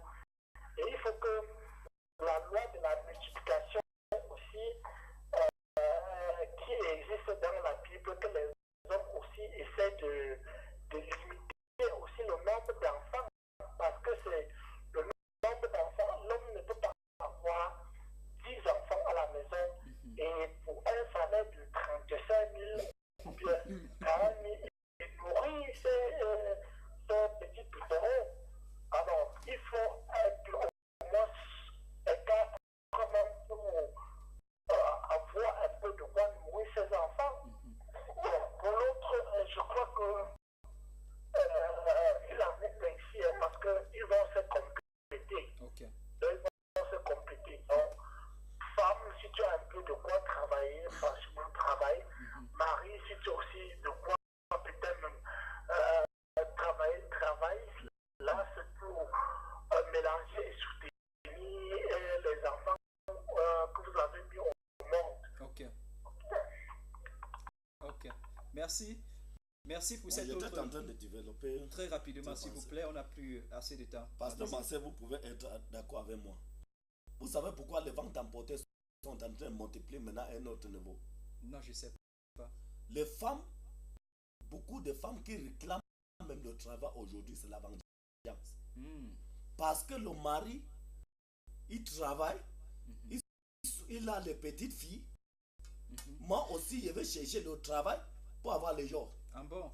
C'est pour ça que tu vois maintenant les bars. Tu vas voir les femmes maintenant avec les Permettez. jours. Merci, merci. Allô, bonsoir. Oui, monsieur, on vous écoute. Votre nom, s'il vous plaît. Yannick, Ok, monsieur Yannick, on vous écoute. je voulais juste dire que du fait que la femme a travaillé, je suis d'accord. Ok. Parce que mon papa a perdu son travail et c'est à cause du travail de ma mère que nous suivons à la maison jusqu'ici. Ok. Ça fait pratiquement 2 ans qu'il a perdu son travail. Mhm. Merci. Ok. Ça, c'est. Écoutez, permettez quand même, j'espère que vous avez suivi. Je crois que c'est Yannick, ça doit être un jeune qui dit que ça fait 2 ans que papa a perdu son emploi et que justement depuis les 2 ans, c'est à cause du travail de maman justement qui survivent à la maison. Un petit commentaire déjà pour ça. Je vais dire quelque chose rapidement en quelques secondes. Allez-y. Vous savez, Dieu n'a pas prévu ça pour l'homme. Okay. Je ne suis pas là pour répondre aux opinions des gens. Qu'est-ce que Dieu dit? Je ne suis pas là pour dire tel a travaillé. Travaille même, tu nourris tout le Cameroun. Est-ce que c'est la volonté de Dieu? Regardons très bien. Dieu a prévu, homme de Dieu, permettez. La Bible dit ceci. Si vous êtes dans la volonté de Dieu, même si le père décède, Dieu se rassure avant d'enlever le père que le père a laissé suffisamment d'héritage pour les enfants, pour se nourrir. C'est qu'on parle des vœux joyeuses. C'est que le mari est mort en laissant les biens. Mais je ne sais pas comment les gens lisaient la parole de Dieu. Je suis ici pour l'opinion des gens. L'opinion des gens m'importe peu. Que la femme nourrisse tout le Cameroun, ça m'importe peu. Qu'est-ce que la Bible dit? On dit que l'homme travaille pour nourrir sa famille. Ça veut dire que si vous êtes dans la volonté de Dieu, Dieu doit se rassurer que le jour même qu'il enlève le mari, que l'homme a suffisamment laissé de biens pour que la femme reste vivre heureuse avec ses enfants. Voilà le plan de Dieu. Donc je suis pas ici pour l'opinion des gens. Ok, d'accord. Je pense que notre but ici, c'était pour voir les bénédictions de Dieu dans les familles. Quand on regarde aujourd'hui, on voit que même beaucoup de familles chrétiennes ne sont même pas bénies. Ça veut dire qu'on cherche à connaître d'où vient le problème. Est-ce que vraiment tout ce que nous faisons là, bien sûr les choses sont dues, bien sûr le temps sont dû, mais le temps sont dû pourquoi? Permettez. Pourquoi le temps sont dus? Pourquoi les choses sont dues? Vous allez répondre tout à l'heure. Allô, bonsoir. Alors, bonsoir, Daniel. Oui, bonsoir, monsieur. Votre nom, s'il vous plaît. Oui, c'est Lionel de Tunis. Ok, monsieur Lionel, vous êtes la bienvenue. Merci. Je suis vraiment ravi ce soir parce que j'ai eu quelques événements là qui m'orientent un peu mon attention. Ok. Vraiment, je partage le point de vue du pasteur Ok. dans lequel la volonté parfaite de Dieu que la femme n'est pas de travailler. Donc, dans la volonté parfaite, la femme ne devrait pas travailler. Mais je voudrais quand même que le pasteur le dise parce que Dieu, la parole de Dieu, c'est un tout. Et que Dieu lui-même aurait dû que bon, dans un contexte comme le nôtre, il y aurait beaucoup de situations qui amélioreraient la femme à sa place. Il aurait donc une volonté permise, mais il aussi une volonté à ne pas négliger. À plus d'un titre, parce que dans Proverbe au chapitre 31 à partir du on fait des verset autres 11. ça du femme travail. Oui. C'est une noix sur le temps. Donc, Dieu, dans sa volonté permise, aurait permis à la femme de travailler. Ok. Et maintenant, si la femme travaille, maintenant c'est un comportement qui n'attend pas d'être orgueilleux, elle peut travailler sans soumise. Quand nous étudions le proverbe dans la partie de cette, on voit une femme qui travaille, ça donne au chaque domaine. Donc, ce n'est pas la volonté parfaite, mais c'est Ok. une volonté de Dieu. Ok. C'est ce que je voudrais directement l'attention du pasteur. Ok. Ok. Monsieur Lionel, merci beaucoup. Merci, monsieur Lionel. Il faut rappeler, c'est un habitué quand même de cette émission. Nous sommes ravis de votre contribution ce soir. Permettez quand même que je prenne ce message. Pasteur Maurice, vos confrères se basent uniquement sur la parole de Dieu qui est vérité. Il faut obéir à Dieu. Amen. Ça, c'est Madame Bidias. C'est le message que vous avez adressé, Pasteur Maurice. Ok. Celui-ci dit: bonsoir. Je m'entends avec ma femme pour qu'elle travaille et vous pensez qu'elle est rebelle. Ok. D'accord. On va revenir. Allô, bonsoir. Bonsoir. Oui, on vous écoute, monsieur. Oui, monsieur Yannick, on vous écoute. Oui, je dirais que nous sommes en charge des femmes qui travaillent. Par exemple, l'intendant de Rhodes qui soutenait Jésus avec une toile de son salaire. Qu'est-ce que vous dites cela? Ok. Ok. Je pense que c'est une question pour les panélistes. Permettez, je vais lire ce message qui est très intéressant. Bonsoir, je m'entends avec ma femme pour qu'elle travaille et vous pensez qu'elle est rebelle? Point d'interrogation. Je continue. Qui a établi Pasteur Lévy juge dans mon foyer? Non, c'est une très bonne question. Non, Proverbe 31 parle de quelle femme? non, La personne n'a pas signé. Personne n'est contre lui. Si c'est lui qui ordonne à sa femme de travailler, le mari est le chef, non? C'est le mari qui oriente la femme. Okay. Moi, écoutez, je veux dire quelque chose de Dieu. Allez-y. Au-delà de ce que les gens croient, j'ai des soeurs à l'église qui travaillent, j'ai des emplois de travailler. Puisque le monde est tombé comme le cafard. Si on ne travaille pas, on ne doit pas manger. Mais nous disons que la volonté parfaite de Dieu, ce n'était pas ça. Nous sommes maintenant, comme a dit l'autre téléspectateur, la volonté permissive. C'est que Dieu admet certaines choses juste parce qu'il sait que l'homme n'a pas encore compris sa volonté pour lui. Okay. Donc ce n'est pas dit que, donc c'est pour revenir dire que je ne suis pas jugé dans le foyer de mon frère. Si c'est lui qui ordonne à sa femme de travailler, n'est-ce pas? Okay. Mais qu'il sache aussi qu'il est en train de pousser sa femme au feu. Parce que je vais vous donner un petit témoignage. Allez-y. Il y a quelqu'un d'une grande institution au Cameroun, une grande entreprise qui m'a dit, je vous le dis, je ne veux pas prononcer le nom de cette entreprise, qui recrute beaucoup et qui paye bien. C'est une banque. Il m'a dit, Pasteur Lévy, je vous ai suivi prêcher. Il y a de cela 2 jours. Je l'ai rencontré à Bafoussam. Il m'a dit, j'étais trop intéressé par votre intervention. Il dit, je suis directeur de cette entreprise. Toutes les femmes que j'ai acceptées, qui travaillent chez moi, 99 ont démissionné parce que le salaire au-delà de 300 ont divorcé. À cause du fait du salaire qui est flamboyant. Parce que dans son entreprise, dans cette banque, la trieste touche minimum 150 à 200 000. Elle dit, beaucoup de femmes qui sont passées dans mon entreprise ont fini par divorcer parce qu'elle s'est retrouvée avec beaucoup d'argent et elle a dit n'importe quoi à son mari. Je vous dis qu'elle suivait cette émission. Je crois que le monsieur suit encore cette émission. Elle me dit, j'appuie vraiment ce que vous avez dit sur le plateau. Les conséquences, il faut voir les conséquences. Que beaucoup, même quand elles arrivent là-bas, dès qu'elles ont leur 3e, 4e salaire, c'est comme ça qu'elles ont déjà des copains, des machin, et puis elles se permettent à dire n'importe. Que même les hommes viennent se plaindre là-bas.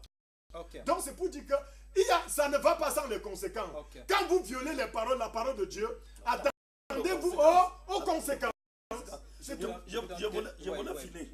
voulais finir parce que on est d'accord que quand vous regardez dans ce pays, vous allez voir que le banditisme, c'est dans les quartiers administratifs. Là où il y a les fonctionnaires qui travaillent dans ce gouvernement. Pourquoi? Vous allez voir que tous ceux qui travaillent dans le gouvernement, ils cherchent toujours à voir les femmes aussi qui travaillent. Et ça fait maintenant que, comme le Dieu, parce que si on pouvait s'accorder même avec l'État, même avec les gens qui embauchent même nous, les femmes là, pour savoir que bon, comme tu es une femme mariée, il faut qu'on limite le temps que tu travailles.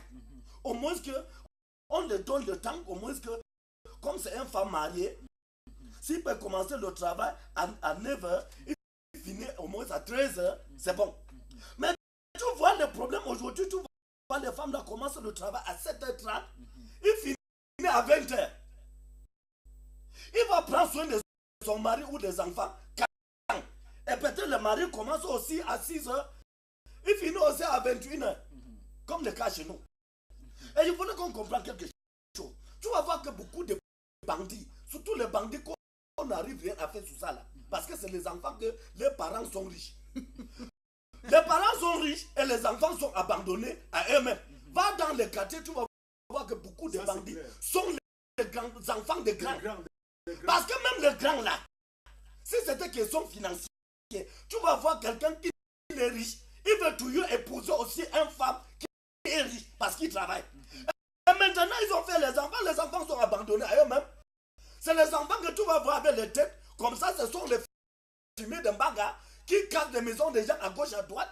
Et mais je pense que cette émission, je pense que pour moi, ce n'est pas pour insulter quelqu'un, ce n'est pas pour décourager quelqu'un. C'est pourquoi on voit les conséquences. Quand Dieu a dit quelque chose, et les hommes, peut-être à cause des difficultés, on part contre la volonté de Dieu. Nous, on veut qu'on voit aussi les conséquences de ce qui va suivre. Ok. C'est ça qu'on voulait débattre ici. Ok. Je dis comme ça, moi, je ne prêche pas ce qu'il ne pratique pas. Okay. Quand tout ce qu'on a fait l'autre jour, ma femme était en train d'écouter. Ok. Ma femme me paye la dîme Ok. dans mon église. Ça Ma veut femme paye la dîme. Ça veut dire qu'elle travaille? Il va au marché. Il va au marché. Il est au courant que depuis même notre mariage, ça fait 21 ans aujourd'hui qu'on s'est mariés. Je n'ai jamais été d'accord pour que ma femme travaille.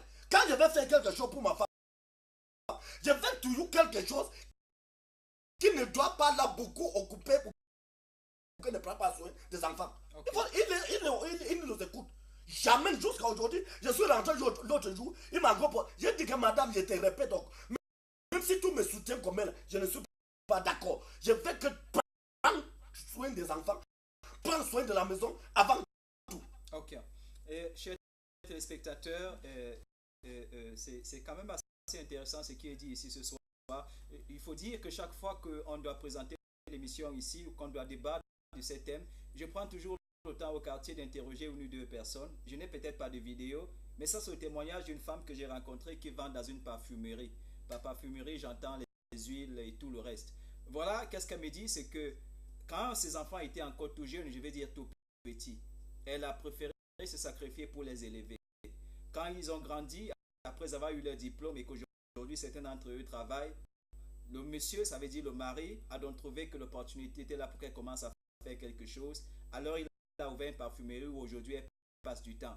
Pourquoi? Parce que les enfants ne sont plus à la maison. Elle dit qu'elle ferme en général assez tôt pour rentrer faire le repas à son mari. Et puis elle dit tout se passe bien. Ses enfants sont bien élevés. Certains sont en Europe. Voilà ce qu'elle m'a dit. Et que tout se passe justement bien dans la famille. Je veux par ce petit témoignage quand même profiter pour poser une autre question à mon confrère pasteur juste à côté de moi. On vit dans une société ou du moins dans une... Je parle quand même d'un pays où on a plus d'une communauté. Et pas très loin de nous, juste à côté de nous, on a une autre communauté. Je vais parler, permettez quand même, on est peut-être une chaîne chrétienne, je vais parler des musulmans. Et pour avoir vécu au milieu d'eux, vécu avec eux, je remarque quelque chose, c'est qu'ils ne sont pas pour le travail de la femme. Il y a quand même quelques cas d'exception. Mais on a quand même l'impression que les choses ont l'impression d'aller, d'avancer et de bien marcher même. Et comment est-ce que justement, Monsieur Ngossi, Maurice, comment est-ce que vous expliquez justement que eux qui ne sont pas pour le travail de la femme, ils ont quand même l'impression de pouvoir assumer, j'ai envie de dire, tout ce qui est besoin pour la maison, pour la famille, pour les enfants.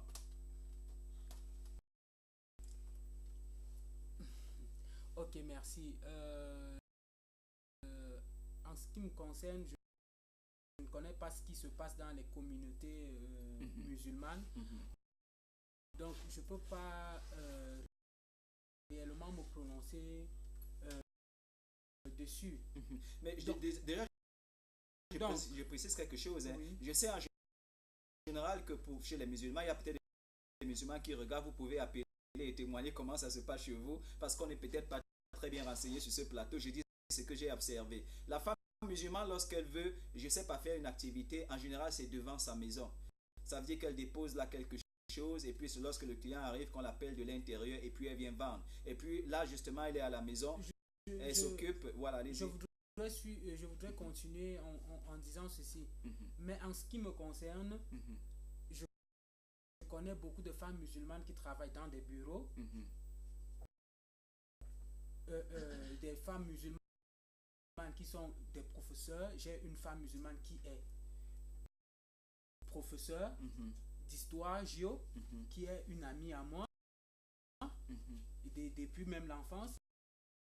Il y a des femmes musulmanes qui ont occupé des grands postes dans ce Cameroun. Okay. Bon, maintenant, je vais revenir parce que le temps nous fait défaut.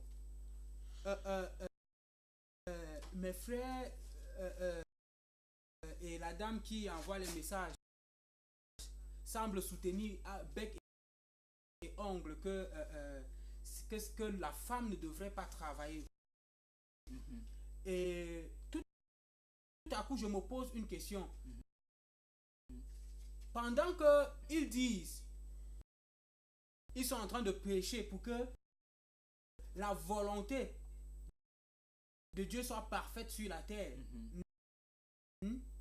Entre-temps, ils sont encore en train d'accomplir la volonté permissive, ou alors d'amener les gens à accomplir la volonté permissive, parce que tu ne peux pas dire, tu ne peux pas prêcher à quelqu'un de ne pas travailler et de prendre la dîme de la personne et de prendre l'offrande de la personne. Mais il y a quelque chose qui ne va pas. Mais maintenant, je reviens dans la Bible. Je vais citer des cas de travail que la parole de Dieu nous cite concernant les femmes. Je ne sais pas, en lisant ça, je ne sais pas si on va me dire si c'est vraiment, si c'est une volonté permissive. Si on va dans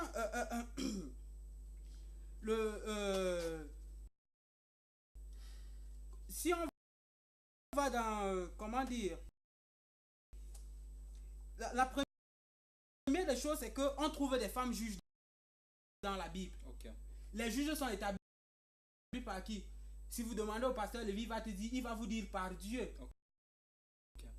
Or, on a une femme dans la Bible qui est juge. Juge 4, verset 4, ça nous parle de Ruth qui occupe un haut rang. Ça veut dire les femmes peuvent travailler dans le gouvernement. C'est dans la Bible. C'est dans notre Bible là. Je reviens. La femme peut faire les affaires. Je veux prendre la femme de Proverbe 31. C'est une femme qui faisait les affaires. Son mari était assis à la porte de la ville. Il ne faisait rien. C'est elle qui allait acheter des lins. Elle venait tisser. Elle vendait. Elle avait même des servantes. Ça veut dire que dans sa maison aussi, elle avait employé d'autres femmes pour le ménage. Pour un certain nombre de tâches. Et il est dit, je vous rappelle qu'il est dit dans Proverbe qu'elle se lève très tôt. Elle prend d'abord soin de ses enfants avant de sortir. Elle acquiert des champs pour planter, pour semer, récolter. Donc elle fait les affaires. Donc la femme a le droit de faire les affaires. C'est la parole de Dieu. Je reviens. La femme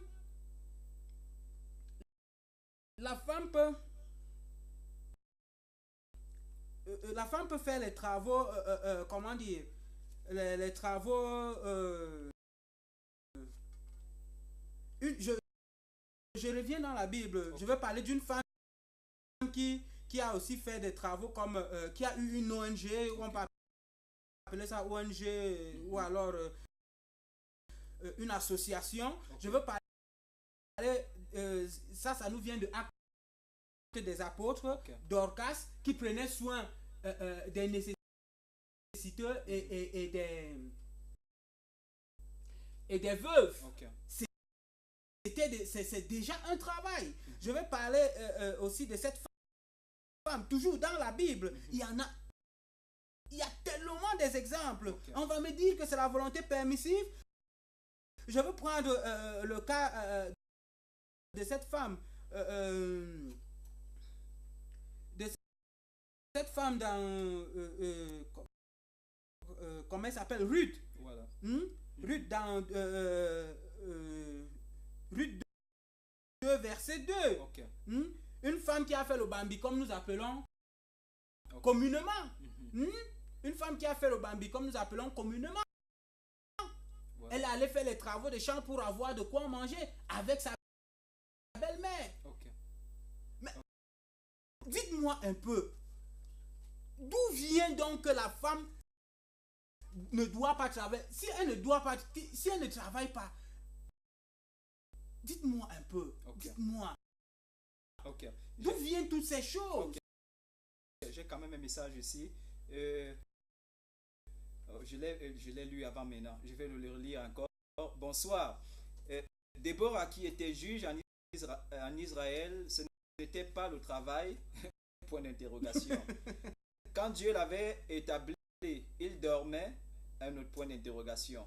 La femme du pasteur Napoléon dont il parle, elle est donc rebelle. Vraiment? Ok. Et qu'est-ce que ces chrétiens deviendront je vais alors? dire quelque chose, pardon. Allez-y. Pardon, vraiment. J'ai comme l'impression qu'on joue avec la parole de Dieu. Elle est sacrée. Quand je parle de ces choses, c'est de tout cœur. C'est avec la dernière détermination. La chute de l'homme a lieu où? Dans Genèse 3. La restauration de l'homme, c'est quand? Qui est venu restaurer l'homme? Répondez à vos questions. C'est Jésus. Parce que depuis Genèse 3 jusqu'à Jean, l'homme n'était pas restauré. Parce que c'est quand Christ parle, l'église commence dans l'ordre des apôtres. Nous sommes d'accord? Ça veut dire qu'entre-temps, tout ce qu'on dit proverbe, je vois les rues, tout ça, était dans la désobéissance. Dieu permettait, moi j'ai pris un cas ici à Nodeng l'autre jour. Mais Dorcas alors? Dorcas c'est dans Actes des Apôtres. J'y arrive. Après la restauration. J'y arrive, je vais y arriver. Prenons le cas du roi David. David avait 1000 femmes, c'était la volonté de Dieu? Non. Pourtant, il était un roi établi par Dieu. Mais Dieu a permis ça. Écoutez, parce que l'homme était dans la désobéissance. C'est cette lignée de la désobéissance-là. Je reviens dans le cas de Dorcas dont on fait référence. Paul qui a eu la grâce de contribuer à plus de 80% de la restauration du corps de Christ, nous dit que la femme est attachée au travail domestique. C'est Paul qui ramène l'homme, la femme sur la fondation que Dieu avait promis depuis Genèse.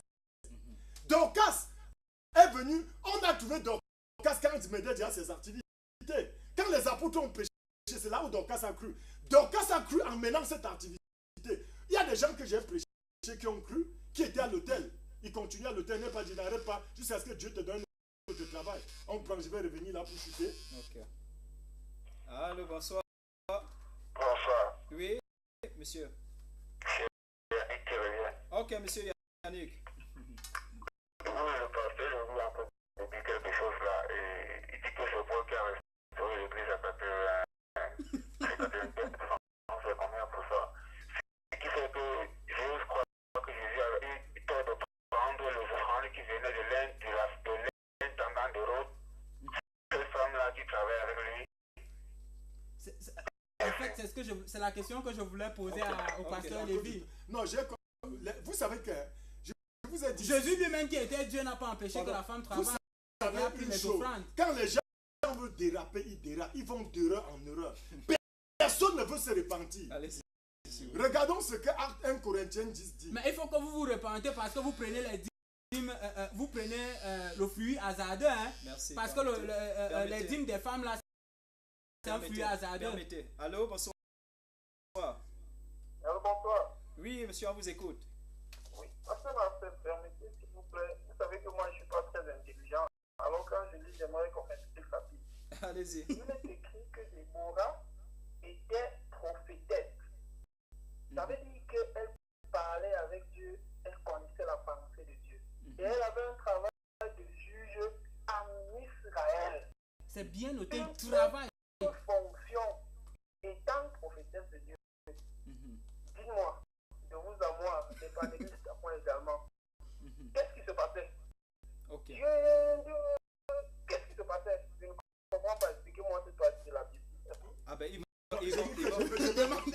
Au pasteur S'il vous plaît, Lévi je va vais vous répondre. expliquer. Vraiment, ne lisons pas la Bible comme des... Excusez-moi, je vais être franc. Je leur pose la question, qu'est-ce qui est difficile chez les gens aussi de répondre? La restauration, c'est Jésus. C'est que de Genèse 3 jusqu'à Malachie, l'homme était dans une désobéissance. Le chaos total régnait. L'homme n'était pas restauré. Qui est celui qui restaure? Ce n'est pas Jésus. Est-ce que Déborah a été restauré? Jamais. C'est en Jésus-Christ qu'on est restauré. Vraiment, attendez. Mais pasteur Lévi, je suis en train de répondre. pasteur Lévi, lorsque la femme adultère vient vers Jésus, elle prend comme et que Jésus pose la question que celui qui n'a pas péché que celui qui n'a pas péché lui lance la première pierre. Permettez, s'il vous plaît. Allô? Oui, alors je reviens pour dire, comme Déborah n'était pas restaurée, qu'en est-il de Tabitha Dorcas? Était-elle restaurée dans Actes des Apôtres? J'arrive. C'est les mêmes dérapages avec la parole de Dieu. Oh, il y a un dérapage total. Moi, je voudrais dire ceci. On est en train de traiter le Christ. Permets que je réponde à la d'un question. faux prophète. Pourquoi Permets que on je traite réponde le à la Christ question. d'un faux prophète? Vous allez répondre. Vous allez répondre. Pourquoi on traite le Christ d'un faux prophète? Parce que Christ, qui vient restaurer, quand on vient jeter la pierre à la femme adultère, il dit que celui qui n'a pas péché lui jette la première pierre. Et la suite, c'est que femme ne pêche plus. C'est la restauration. Mais le même Christ, qui est Dieu, qui dit que la femme ne doit pas travailler, disons alors qu'il est parti par derrière pour prendre les offrandes, les actions de grâce, pour qu'on soutienne son ministère aux femmes qui travaillaient. Il y a quelque chose qui ne va pas. Pasteur Lévi, vous ne voyez pas ça? Donc ça veut dire que c'est Christ qui est faux. Est-ce que je peux répondre? Pourquoi il n'a pas restauré ces femmes? Non, pardon. S'il vous plaît, est-ce que vous permettez que je réponde? Je ne pense pas que nous disons la même parole. Ça, je crois honnêtement. Ok. Jésus a payé les impôts à César. Pourtant, il a traité César de renard. Le renard, c'est un tueur. Donc, je veux dire que vous ne comprenez même pas la parole de Dieu. Jésus a payé l'impôt à César. Pourtant, Jésus a dit, le renard veut dire que c'est un tueur. Mais il lui a payé l'impôt. Faites attention. Donc, je dis ceci. Pierre a dit, il vaudrait mieux obéir à Dieu que d'obéir aux hommes. Je dis que Jésus a payé l'impôt à César. Tout le monde connaît. Pourtant, il a taxé César de renard. Ok. Je crois qu'il y a une question de quoi. Voici ce que la Bible dit dans 1 Corinthiens 10, verset 6. La Bible dit, tous ces faits nous servent d'exemple pour nous avertir de ne pas tolérer en nous de mauvais désirs comme ceux auxquels ils ont succombé. Il parle des gens qui n'étaient pas restaurés. Je relis dans la version Semeur. 1 Corinthiens 10, verset 6. Tous ces faits nous servent d'exemple. La Bible dit que Dieu a permis ça. Que voir les erreurs des gens afin qu'on ne commette pas les mêmes erreurs. Il dit, tous ces faits nous servent d'exemple pour nous avertir de ne pas tolérer en nous de mauvais désirs comme ceux auxquels ils ont succombé. Et plusieurs sont morts. Qu'est-ce que je veux dire? C'est Jésus qui restaure. Jésus-Christ est venu. Il a trouvé par exemple, la loi disait un pour un, dent pour dent. On appliquait. Nous sommes d'accord? Un pour un, dent pour dent. Jésus a trouvé ça. Mais Jésus dit, écoutez, Moïse vous a écrit ça à cause de votre désobéissance. Mais voici ce que je vous dis. Même si ton ennemi te gifle, présente-lui l'autre jour. Jésus change les règles. Pour dire que ce n'est plus les mêmes règles qui vont prévaloir. Parce que le rôle de Jésus, c'était de ramener l'homme dans le plan initial de Dieu.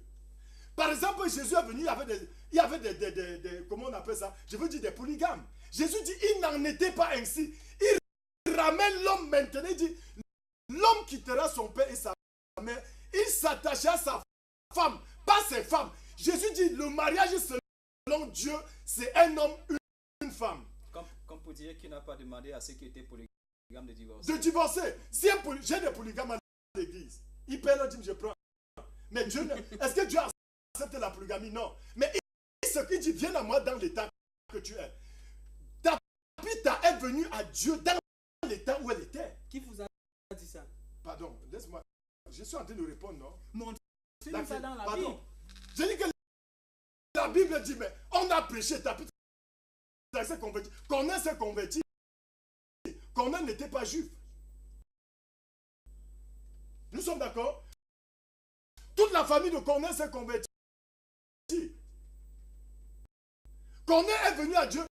Est-ce que, tel qu'il est, Tapita, quand on a prêché en Israël, Tapita était parmi les convertis. Ça veut dire qu'elle faisait son boulet de pu. Elle faisait ce boulot de pu. C'était un ancien boulot pour elle. Qu'est-ce que je veux dire? Quel est le but de la restauration? Mais pasteur Lévi, vous voudriez me dire que si vous prêchez à une femme qui est, je sais pas moi, à l'auberge, vous lui direz, qu'est-ce que vous allez lui dire? Allez continuer à faire votre travail là. Non, ne me sortez pas du débat. Je n'ai pas la diversion. Ça, c'est ce qu'on appelle en français la diversion. Je ne fais pas dans la diversion. Je dis ceci. Le but de Jésus-Christ, c'était de restaurer l'homme. C'était de ramener l'homme dans le plan initial de Dieu. Parce que quand l'homme a chuté, il y a eu beaucoup de dérapages. Je veux dire, Dieu a appelé David l'homme selon son cœur, malgré toutes les femmes qu'il a prises. Okay. Nous sommes d'accord? Okay. Il a même tué Uri pour prendre Bathsheba. Okay. Mais Dieu l'a appelé l'homme selon son cœur. Okay. Nous sommes d'accord? Et la Bible nous fait savoir que Dieu, après la mort de Christ, Jésus-Christ est parti prêcher aux morts. C'est-à-dire qu'il allait en enfer prêcher. La Bible dit qu'il allait prêcher. Ça veut dire que le rôle de Jésus, c'était que même ceux qui ont commis des erreurs sans le connaître, qui se répandent dans leurs erreurs pour être sauvés. Okay. Donc le rôle de Jésus, c'était de venir dire, femme, bien que tu travailles, ce n'était pas le plan de Dieu pour toi. Le plan de Dieu, c'était que tu vas aux travaux domestiques, comme il est écrit dans Tite chapitre 2, verset 5. Okay. Voilà ce que Jésus est venu dire à l'homme. Okay. Que c'est à cause de votre désobéissance que vous vous retrouvez là. Donc voilà ce que Dieu est venu dire. Merci. Dieu n'avait pas prévu que l'homme devait tuer. Merci. Mais Moïse a dit un pour un, dent pour dent. Merci. Tu tues, on te tue. Merci. Tu voles, on te coupe la main. Parce que c'était le plan de Dieu. Merci. Mais Dieu a permis ça. Parce que l'homme était dans un péché. En attendant que Jésus vienne restaurer les choses. Mais pasteur Lévi, permettez qu'on rentre chez nous. S'il vous plaît. Chers téléspectateurs, je crois que nous allons nous arrêter là. Je crois... Ah ben il y a un dernier message qui vient. Je vais peut-être me faire le plaisir de le prendre. Ok. Quelqu'un dit le pasteur doit changer de nom et prendre la place du Saint-Esprit parce qu'il connaît tout. Pasteur Léonard. Ok, le pasteur Léonard. Il démontre seulement son ignorance. Ça veut dire que, vous savez, quand les gens, j'ai toujours dit une chose de Dieu, quand les gens sont ignorants de la parole de Dieu, okay. ça écoutez, c'est pourquoi on voit beaucoup de... Non, s'il vous plaît, j'ai demandé aux gens, c'est pourquoi il y a beaucoup de déviance dehors aujourd'hui. Parce que les gens ne veulent pas accepter la parole de Dieu. Ils pensent que la parole de Dieu est ce qu'il établit. Okay. Ce pasteur donc confirme que j'ai le Saint-Esprit, il n'a pas le Saint-Esprit. Okay. C'est pourquoi il peut enseigner toutes les hérésies aux gens. Okay. Et les gens sont là. J'ai le Saint-Esprit, voilà pourquoi le Saint-Esprit peut m'aider à édifier nos téléspectateurs. Donc pasteur Léonard démontre à suffisance son ignorant, qui ne maîtrise même pas la parole de Dieu. Il est donc pasteur, il envoie pasteur, il enseigne donc aux gens. Merci beaucoup. S'il ne connaît pas la chute de l'homme et la restauration de l'homme, qu'est-ce que cet homme donc enseigne? Merci. C'est des gens qui enseignent des hérésies qui se trouvent dehors. Pasteur Lévi, merci. Pasteur Lévi, merci. Et justement, il y a un autre dernier message pour vous. Bonsoir le présentateur, bonsoir aussi. Dites au pasteur Lévi de relire son dictionnaire car le renard symbolise la ruse et non le méchant, comme il nous dit. Non, la parole de Dieu n'est pas le dictionnaire, je suis désolé. Il faut je réponds de cash. La parole, Dieu n'a pas dit qu'on se réfère à la Lévi, nous voulons je veux dire que Dieu n'a pas dit pardon. Dieu n'a jamais demandé qu'on se réfère au dictionnaire, qu'on se réfère à sa parole. Okay. Je n'ai rien à faire avec les opinions et les dictionnaires. Okay. Qui garde bien son dictionnaire, il le lit. Merci. Ce n'est pas le dictionnaire qui conduit les gens au ciel, c'est la parole de Dieu qui conduit les gens au ciel. Okay. C'est la mise en pratique de la parole de Dieu qui conduit les gens au ciel et non le dictionnaire. Monsieur, vous pouvez bien garder votre dictionnaire. Je n'en ai pas besoin de votre dictionnaire. Merci. Okay. Ça, c'était le pasteur Lévi. Nous voici arrivés à la fin de cette émission. Je vais sûrement pas, et justement à cause du temps, on a carrément dépassé le temps aujourd'hui. C'est parce que vous avez été très nombreux comme ça et on se félicite de ça pour avoir, je ne sais pas, contribué à l'émission. C'était encore plus intéressant aujourd'hui. Voilà, je vais dire très bonne nuit à monsieur Yannick. Très bonne nuit à monsieur Ngameni. Une très bonne nuit à monsieur Raymond. Très bonne nuit à madame Bidias. Une très bonne nuit à monsieur Apollinaire, à madame Judith. Madame Judith, vous nous manquez déjà. Et une très bonne nuit à monsieur Lionel aussi. Et une très bonne nuit, je crois l'avoir dit déjà à monsieur Yannick. Vraiment, c'était intéressant aujourd'hui. Nous allons prendre congé de vous parce que demain, nous ne serons pas là. Nous serons revenus jeudi avec un autre thème. Ce serait peut-être une surprise. On ne prend pas déjà le temps aujourd'hui de vous le dire. Alors, merci. Les numéros qui s'affichent, je rappelle encore. Vous voulez, je ne sais pas, participer à l'émission, je vais dire de manière directe. Ça veut dire être de ce côté devant les caméras et à discuter ensemble de ces débats-là, ou du moins de ces sujets-là, qui vous intéressent, qui intéressent, j'ai envie de dire, tout le monde à la vie de Bafoussa, mais pourquoi pas dans le monde entier. Alors, n'hésitez pas à utiliser les numéros qui sont là, appelez peut-être demain, pourquoi pas. Et voilà, on va vous contacter ou recontacter, après quoi on prendra un rendez-vous. Alors, sur ces mots-là, je vous souhaite bonne nuit et puis à jeudi. Bye bye.